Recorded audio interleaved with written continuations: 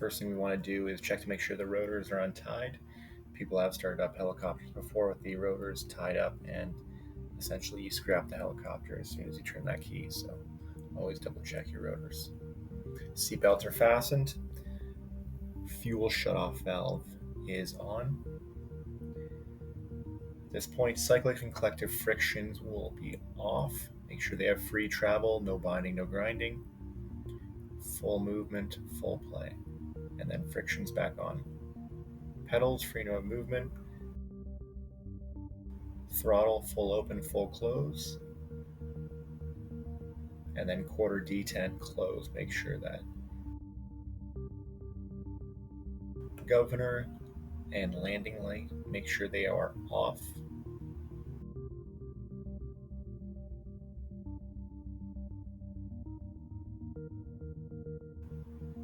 Hydraulics on. Altimeter set to your field elevation at Waterloo. It is 1,020 feet at Aburn 6. Ensure all the circuit breakers are in or down.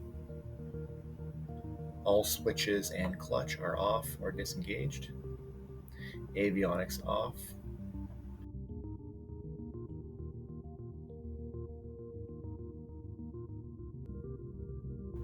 Mixture out. Rotor brake off. If you're using a carbureted R44 helicopter, you'll need to make sure the carburetor heat is down before starting the helicopter. At this point, we've checked that our throttle is closed, battery switch on, strobe light on. Check our area around us, clear left, clear center, clear right. Mixture full rich. At this point, you can give the throttle one pump of fuel if it's the first start of the day. And if it's a carbureted machine, all you have to do at this point is ensure the throttle's closed and turn the key.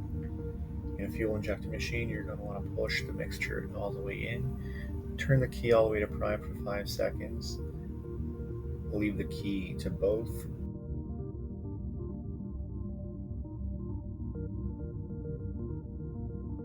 Pull the mixture out.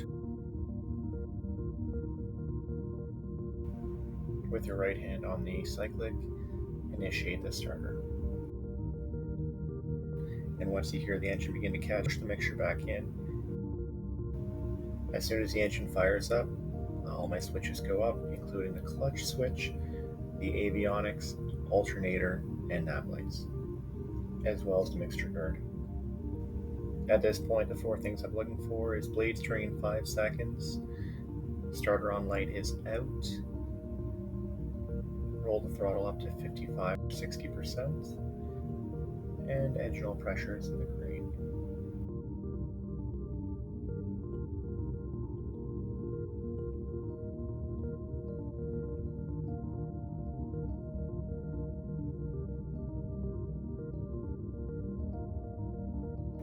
At this point, you can start your timer as well as static check all your instruments, making sure they are either reading 0 or they are reading alive.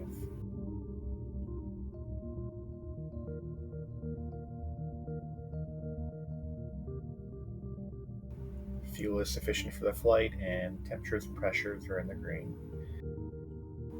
The clutch light is out at this point. Those V-belts are fully tensioned. At this point, check the clutch circuit breaker, the red one, to make sure that it is not popped up. We can now bring up the throttle to 65%. The 2 items that I like to do at this point is my airspeed and power check, and after that, setting up my radios, making my call to ground after listening to the ATIS.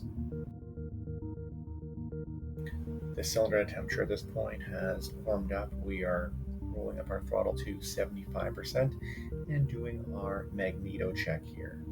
We want less than 7% drop in 2 seconds, doing the left and the right magneto.